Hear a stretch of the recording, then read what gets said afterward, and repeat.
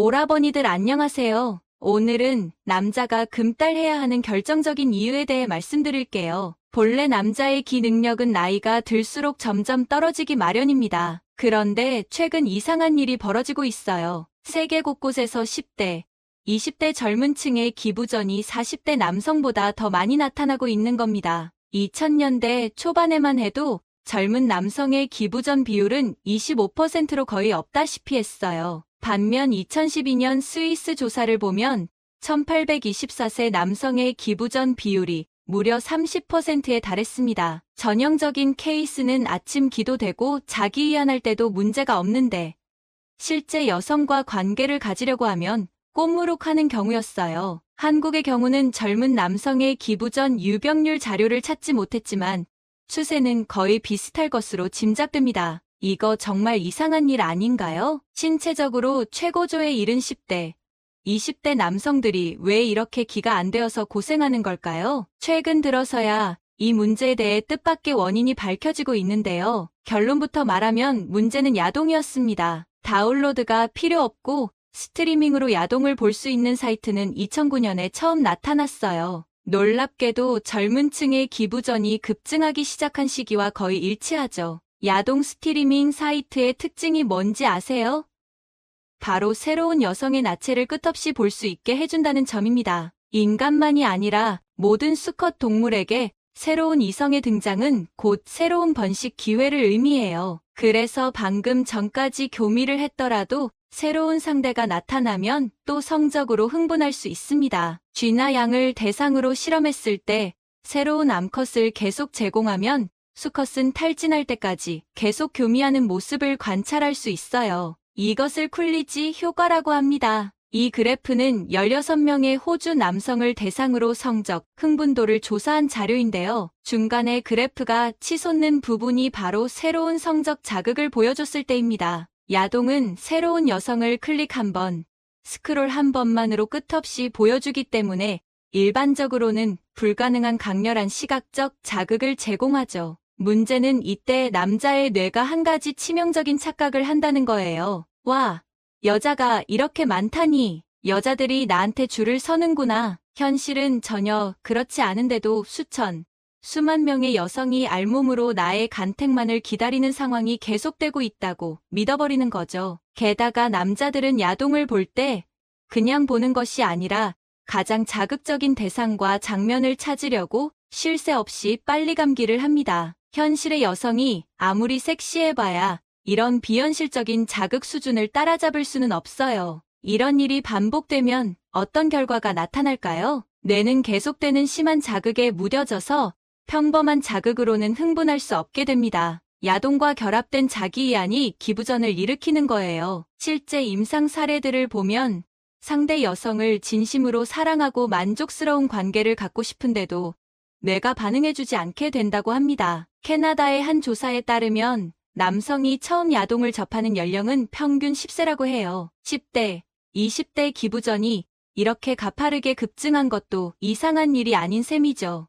해결책, 그럼 기가 안 되면 약을 먹으면 되지 않냐고요? 안타깝지만 성기능 개선 약물이 이 경우에는 효과가 없을 수도 있습니다. 페니스의 기능이 아니라 거기에 보내는 신호를 보내는 뇌의 변화가 문제이기 때문이에요. 그렇다면 어떻게 해야 이런 문제를 막을 수 있을까요?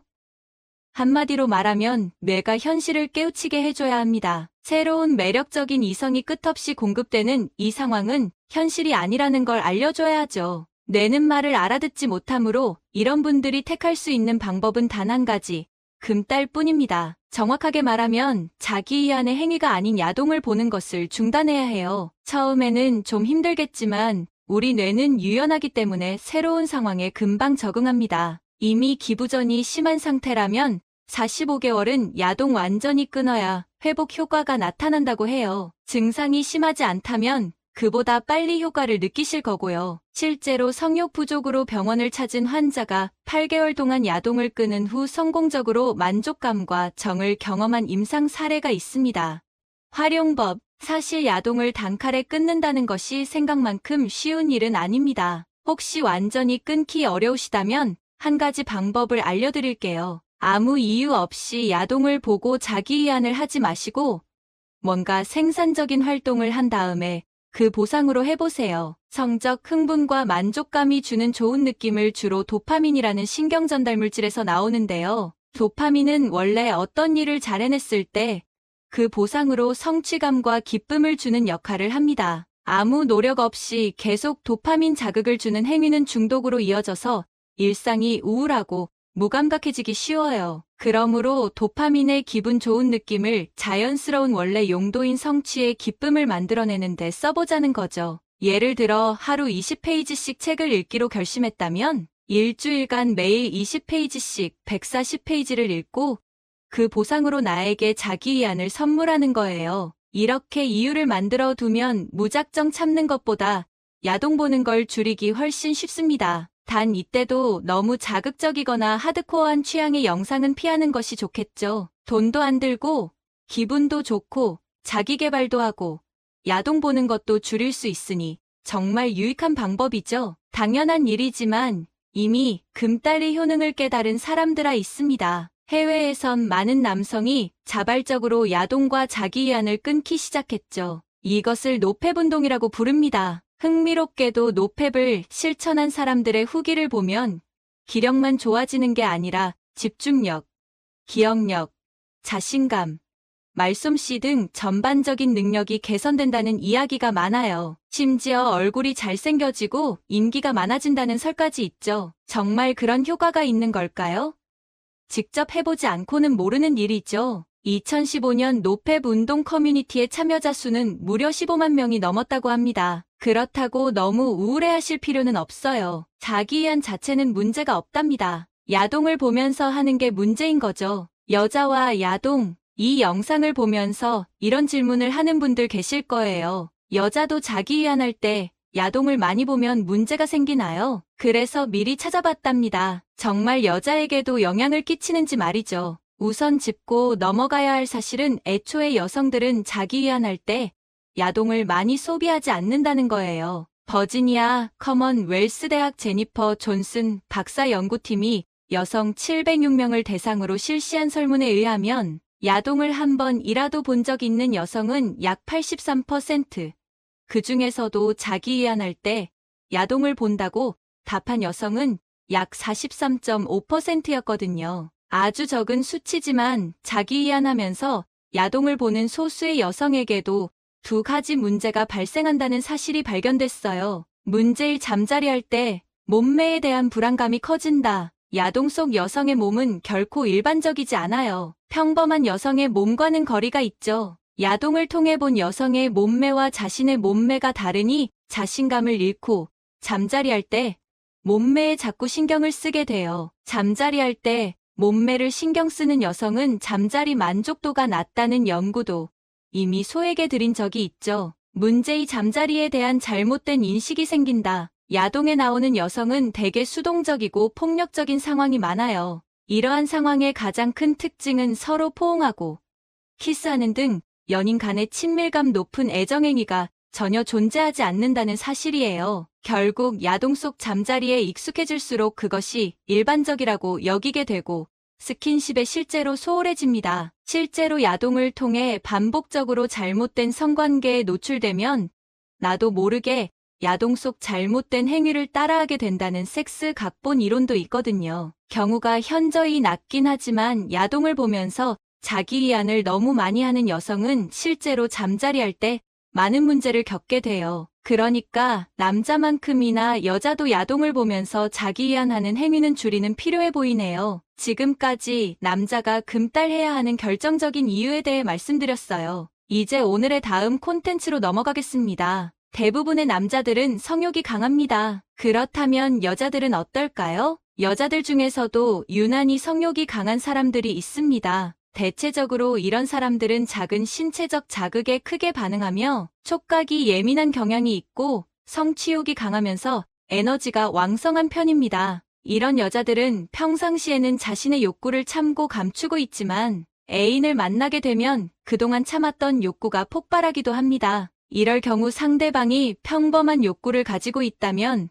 서로 욕구에 대한 차이가 크기 때문에 갈등이 생기기도 하며 감당하기 어려워 헤어지기도 합니다. 성적 욕구가 유난히 강한 사람들은 잠자리에 집착하고 잠자리를 통해 사랑을 확인하려고 하면서 인간관계에서 오는 모든 결핍감을 육체적인 관계로 채우는 경향이 있습니다. 아무리 잠자리를 많이 가져도 육체적인 관계만으론 결핍감과 공허함을 채우기는 힘듭니다. 육체적인 관계와 정신적인 교감까지 함께 이뤄져야 건강한 사랑이죠. 오로지 상대방의 몸을 탐하며 욕망을 채우려는 사람은 아무리 몸을 섞어도 공허함을 느끼고 더욱 많은 잠자리에 집착하게 되는 것이죠. 모르면 손해보는 유난히 잠자리에 집착하는 성적 욕구가 강한 여자들의 6가지 특징을 구체적으로 알아보겠습니다. 첫 번째, 작은 자극에도 예민한 여자. 유독 촉각이 예민해서 작은 신체 자극에도 더 민감하게 반응하는 여자가 있습니다. 그래서 단순한 스킨십에도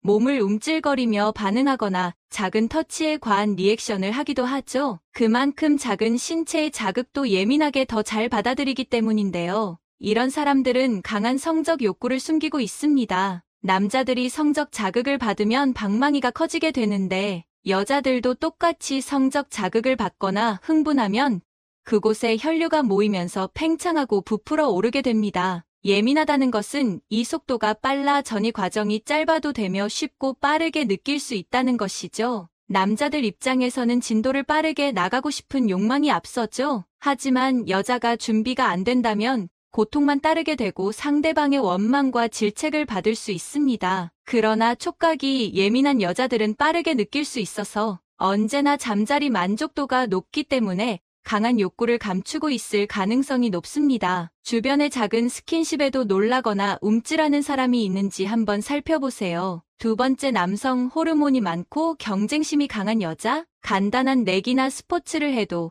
경쟁심이 강해서 반드시 이기려고 하는 경쟁심이 강한 사람들이 있습니다. 이런 사람들은 성적 욕구 또한 매우 강하다고 하는데 그 이유를 밀러 박사의 말을 통해 알아보겠습니다. 테스토스테론이라는 남성에게 많이 분비되는 이 호르몬은 여성에게도 분비되는 호르몬입니다. 이 호르몬은 성욕을 높이는 기능을 하죠. 격렬한 운동을 할 때 이 호르몬이 분비되기도 하지만 누군가와 경쟁하는 상황일 때 훨씬 많이 분비된다는 연구 결과가 나왔다고 합니다. 그렇기 때문에 경쟁심이 강한 여자는 테스토스테론의 분비가 활발해 성적 욕구가 남성처럼 강한 경우가 많은 것이죠. 이 호르몬 분비가 왕성한 여성은 어깨가 넓거나 채모가 많은 특징이 있습니다. 여자는 보통 털들을 다 제모하기 때문에 채모를 보고 알아차리기 쉽진 않습니다. 그렇다면 어디를 봐야 채모가 많은지 알 수 있을까요? 제일 확인하기 쉬운 부위는 눈썹입니다.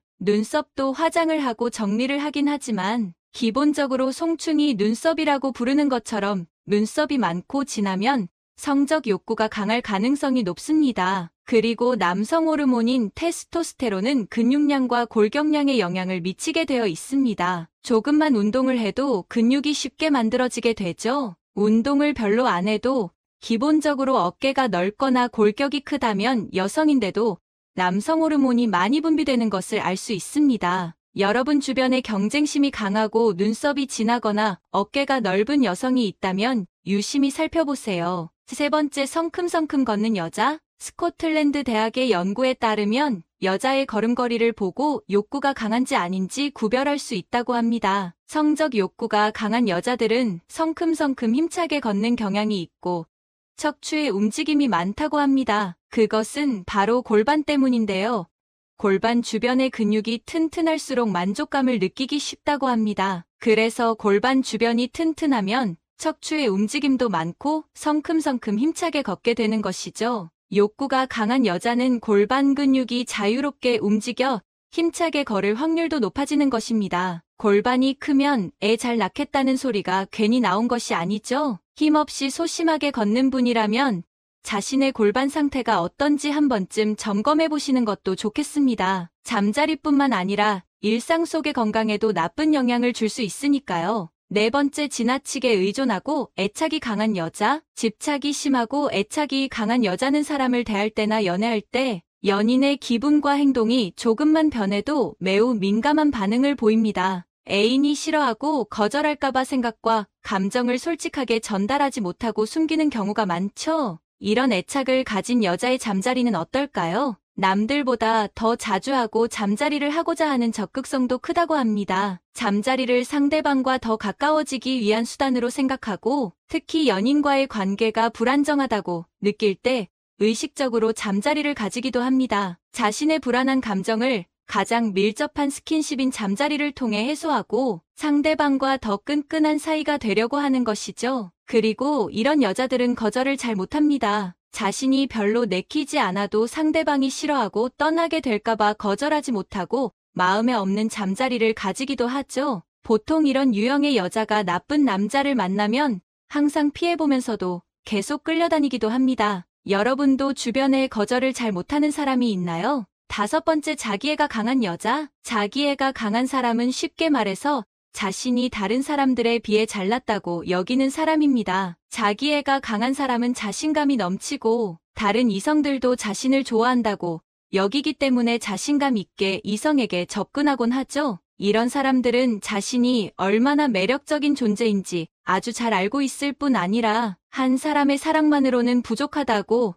여기고 모든 사람들에게 사랑받기를 원합니다. 그렇게 많은 사람들에게 사랑을 받을 때 자기애가 높은 사람은 자신의 존재를 인정받는다고 느끼죠. 그렇기 때문에 보통 사람들에 비해 바람 피울 확률이 상대적으로 높다고 볼 수도 있습니다. 또한 자기 중심적인 면이 있어서 연인에 대한 배려가 약하다는 단점이 있습니다. 자기애가 강한 사람은 자신의 성공과 실패에 민감하고 다른 사람보다 더 나은 영역에서 우월감을 느끼며 다른 사람들로부터 잘난 척한다는 말을 듣기도 합니다. 이렇게 자기애가 강한 사람은 잠자리를 통해 사랑을 확인하는 스타일입니다. 대부분의 사람들이 연인과의 잠자리 경험을 굳이 남에게 말하지 않지만 자기애가 강한 사람들은 남의 경험을 물어보는 등 잠자리에 집착하는 경향이 있습니다. 주변의 잠자리 경험이나 횟수를 자주 물어보는 사람이 있다면 조심하세요. 6번째, 성적으로 개방적인 여자. 보통 여자들은 마음이 열려야 몸도 열리는데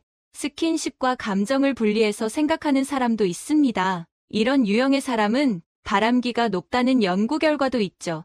스킨십이나 성적 행동을 감정과 연관시키지 않기 때문에 연인이 아니더라도 이성과 가벼운 스킨십을 하는 것에 거부감이 없는 것이 그 이유입니다. 잠자리에 특별한 의미를 부여하지 않으며 잠자리 후 상대방이 특별한 관계라고 생각하는 것을 싫어하거나 상대방이 집착한다고 생각할 수도 있습니다. 이렇게 성적 개방성이 높은 사람은 스킨십에 적극적인 태도를 보이며 이성과의 교류에 능숙하다는 특성을 가지고 있죠. 개방적인 사람은 독립성을 중요하게 여기는 반면에 세심한 배려는 부족한 편입니다. 다른 사람들은 정신적 교류를 통해 육체적인 관계까지 이어지는데 이런 유형의 여자는 정신적인 교류를 통하는 과정이 많이 생략되어 있기 때문에 언제나 잠자리 기회가 많은 편입니다. 주변에 이성과 교류가 많고 스킨십이 능숙한 사람이 있나 찾아보세요. 오늘은 다른 사람보다 성적 욕구가 강한 여자들의 특징을 알아봤습니다. 아무리 육체적인 관계를 많이 가져도 정신적인 교류가 없다면 공허하기 마련입니다. 육체적인 것에 집중하는 것도 좋지만 정신적인 교류도 꼭 같이 하시길 바랍니다. 마지막 부분은 당신의 삶을 위한 건강 섹션이 될 것입니다. 토마토와 함께 먹은 바로 이것 때문에 암과 치매에 걸렸다는 사실 알고 계셨나요? 바로 이것, 건강에 좋은 음식인 토마토에도 최고의 궁합인 식품이 있고 나쁜 궁합의 음식이 있습니다. 이렇게 좋은 토마토도 잘 먹어야 몸에 좋은 것이지요. 몸에 안 좋은 음식과 함께 드시면 오히려 건강을 해칠 수 있습니다. 그래서 준비했습니다. 암과 치매 예방을 위해 토마토와 최악의 궁합인 음식 3가지와 최고의 궁합인 음식 3가지를 모두 알려드리겠습니다. 자연에서 나는 모든 식재료에는 각각의 좋은 영양 성분이 가득합니다. 하지만 우리는 음식을 먹을 때 딱 한 가지 식재료만 섭취하지는 않습니다. 하나의 요리에도 서로의 맛과 영양을 보완하는 식재료가 함께 어우러져 있는데요. 그런데 맛의 궁합이 좋다고 영양 성분의 궁합까지 좋은 것은 아닙니다. 나쁜 궁합의 음식을 함께 드시면 오히려 몸을 해치고 심지어는 암과 치매까지 불러올 수 있습니다. 건강에 좋은 궁합의 음식들을 잘 알고 섭취하는 것이 건강을 위한 최고의 습관입니다. 오늘의 주인공은 바로 타임즈지가 선정한 10대 슈퍼푸드, 기적의 토마토입니다. 토마토는 비타민C, 칼륨, 식이섬유 등의 영양소가 풍부하고 특히 라이코펜이라는 항산화 성분이 많이 들어있는 것으로 유명한데요. 토마토가 빨갛게 익으면 의사의 얼굴이 파랗게 질린다는 재미있는 속담이 있을 정도랍니다. 토마토를 먹으면 건강이 좋아져서 의사를 찾지 않는다는 것이지요. 그런데 여러분, 이렇게 건강에 좋은 토마토도 같이 먹으면 건강을 해치는 음식들이 있다는 사실 알고 계셨나요? 그럼 지금부터 토마토와 함께 드시면 암과 치매 예방에 나쁜 최악의 3가지와 우리의 수명을 건강하게 연장시킬 수 있는 최고의 음식 3가지를 함께 알아보겠습니다. 첫 번째로 토마토와 절대로 함께 드시면 안 되는 최악의 궁합은 바로 설탕입니다. 깜짝 놀라지 않으셨나요?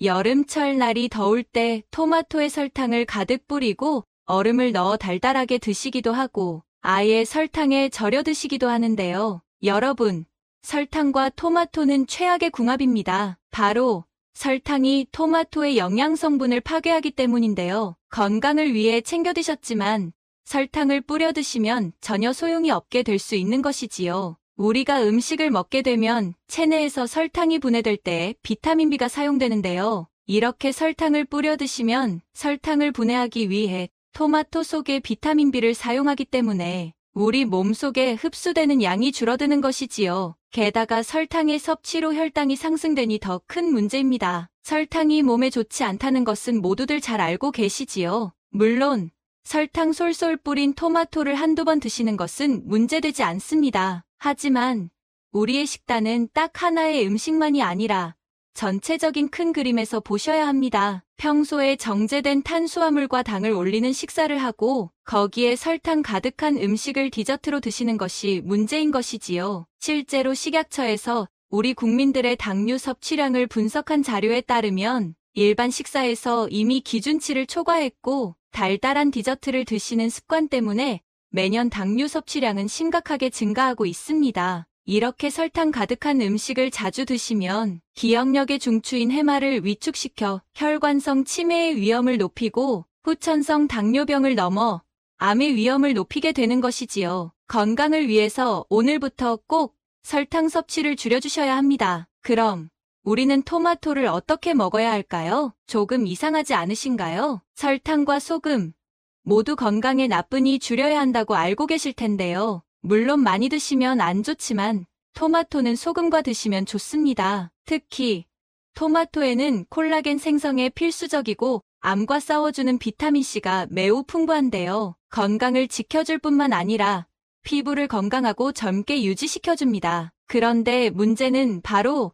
토마토의 비타민C는 공기 중에 산소와 만나면 쉽게 산화된다는 것인데요. 이때 토마토를 자른 단면에 소금을 뿌려주시면 토마토의 얇은 막을 씌워 비타민C의 산화를 억제해준답니다. 그래도 혈압의 나트륨이 걱정이시라고요? 토마토에는 혈압을 낮추고 심혈관 질환의 발병률을 줄여주는 칼륨이 매우 풍부하게 들어있는데요. 토마토에 소금을 뿌리면 칼륨과 나트륨의 균형이 맞춰져서 오히려 세포와 에너지의 대사가 원활해지는 효과가 있습니다. 또 토마토에 뿌린 소금은 칼륨의 이뇨작용에 의해 다시 몸 밖으로 배출되어 혈압 상승과 같은 부작용을 크게 일으키지 않으니 걱정 말고 드셔도 됩니다. 두 번째로 토마토와 절대로 함께 드시면 안 되는 것은 바로 시금치입니다. 시금치 속의 철분을 토마토처럼 비타민C가 풍부한 음식과 먹으면 좋다고 해서 빈혈이나 당뇨가 있으신 분들이 함께 많이 드실 텐데요. 맞습니다.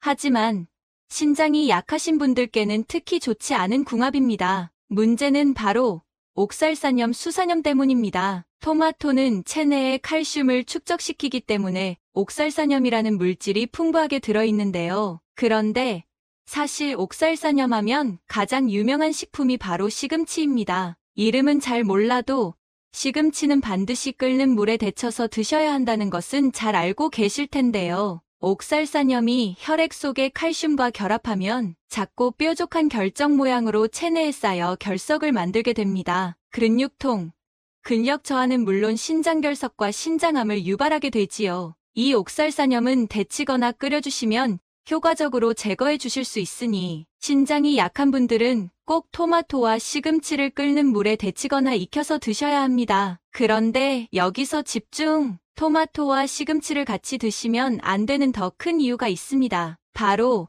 시금치 속의 철분이 토마토의 라이코펜의 섭취를 방해하기 때문입니다. 토마토가 슈퍼푸드로 손꼽히는 이유가 바로 이 라이코펜 성분 때문인데요. 강력한 항산화제로 몸속의 산화 스트레스와 염증을 줄여 암을 예방하는 기적의 성분입니다. 연구에 따르면 라이코펜은 폐암, 전립선암, 유방암과 결장암 등 다양한 암의 예방에 엄청난 효과가 있었다고 합니다. 또한 혈관 건강에 좋아 동맥경화와 심혈관 질환 예방에 최고이지요. 그런데 실제 미국 의대 연구팀의 논문에 따르면 토마토를 시금치와 함께 드시면 이 기적의 성분인 라이코펜의 흡수율이 무려 절반으로 감소된다고 하니 앞으로는 토마토와 시금치를 함께 드시지 않는 것이 좋습니다. 사실 토마토는 계란, 육류, 두부와 같은 모든 단백질과 영양성분의 궁합이 정말 좋습니다. 토마토는 비타민, 베타카로틴, 라이코펜, 무기질 등 영양성분이 가득하지만 딱 하나, 단백질이 부족한데요. 이렇게 양질의 단백질과 함께 드시면 영양성분을 딱 보충해주지요. 그런데 그 중에서 특히 추천드리는 조합은 바로 육류입니다. 여기서 잠깐, 혹시 육류의 섭취가 몸에 나쁘다고 알고 계시는 분들 있으신가요? 절대 아닙니다. 나이가 들수록 꼭 고기는 챙겨 드셔야 합니다. 가장 큰 이유는 일단 단백질입니다. 단백질은 우리 몸의 구성 성분으로 세포와 근육, 효소, 호르몬의 주재료인데요. 그래서 단백질 섭취가 부족하면 잇몸도 내려앉고 머리카락도 빠지고 병과 싸우는 면역세포나 항체를 충분히 만들어내지 못하는 것입니다. 물론 콩과 두부도 훌륭한 단백질이지만 이러한 식물성 단백질은 함유된 필수 아미노산의 종류가 부족하거나 양도 적습니다. 또 육류와 같은 동물성 단백질은 식물성보다 훨씬 체내 흡수가 용이해서 나이가 들면서 소화 기능이 떨어질수록 더 챙겨 드셔야 하지요. 게다가 단백질은 몸의 근육뿐만 아니라 마음의 근육에도 작용하는데요. 고기 속의 트립토판은 행복 호르몬으로 알려진 세로토닌의 원료로 우울증과 마음 건강에도 최고입니다. 특히 돼지고기 속 풍부한 비타민 F는 뇌 기능을 활성화해서 치매를 예방합니다. 그런데 여기서 집중! 이렇게 좋은 육류 섭취에도 문제가 하나 있습니다. 우리 몸속의 체액은 알칼리성인데 육류는 산성이라는 것인데요. 오늘의 주인공, 토마토가 이 문제를 딱 해결합니다. 토마토는 대표적인 알칼리성 식품으로 산성인 육류와 함께 드시면 단백질의 소화를 크게 도와주고 위장의 부담을 줄여주니 최고의 궁합이지요. 게다가 토마토의 풍부한 섬유질이 소화 시스템을 규칙적으로 유지하고 변비를 예방해서 위장 건강을 지켜주니 찰떡궁합이랍니다. 그럼 세 번째로 건강에 최악인 토마토 음식은 바로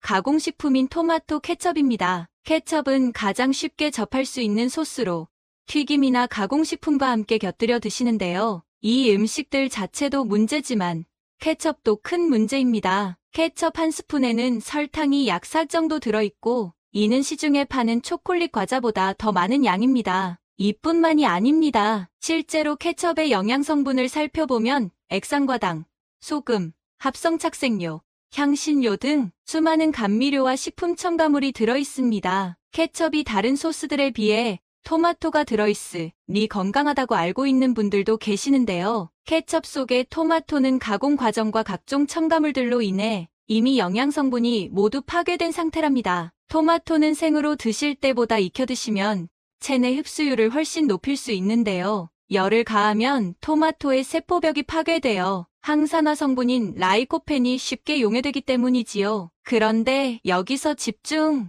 여기서 라이코펜의 체내 흡수율을 9배까지 높일 수 있는 엄청난 방법이 있습니다. 바로 토마토를 올리브 오일에 볶아주시는 것입니다. 라이코펜은 지용성 성분이라 기름과 함께 드시면 훨씬 좋은데요. 그 중에 오메가3가 많은 올리브유와 함께 드시는 것이 최고입니다. 올리브유 속의 불포화 지방산인 올레산은 몸에 해로운 LDL, 콜레스테롤을 연소시키고 산화를 막아 혈관과 심장을 보호하며 몸에 이로운 HDL, 콜레스테롤의 효율을 높여준답니다. 또한 올리브유의 항산화 성분인 폴리페놀이 토마토 속의 라이코펜과 함께 시너지 효과를 내니 최고의 항암 음식이 되는 것이지요. 토마토는 신기하게도 조리 방법에 따라 섭취할 수 있는 영양소가 다른데요. 토마토를 생으로 드시면 비타민C를 가득 섭취하실 수 있고, 익혀서 드시면 항산화 성분인 라이코펜을 더 많이 섭취하실 수 있답니다. 그러니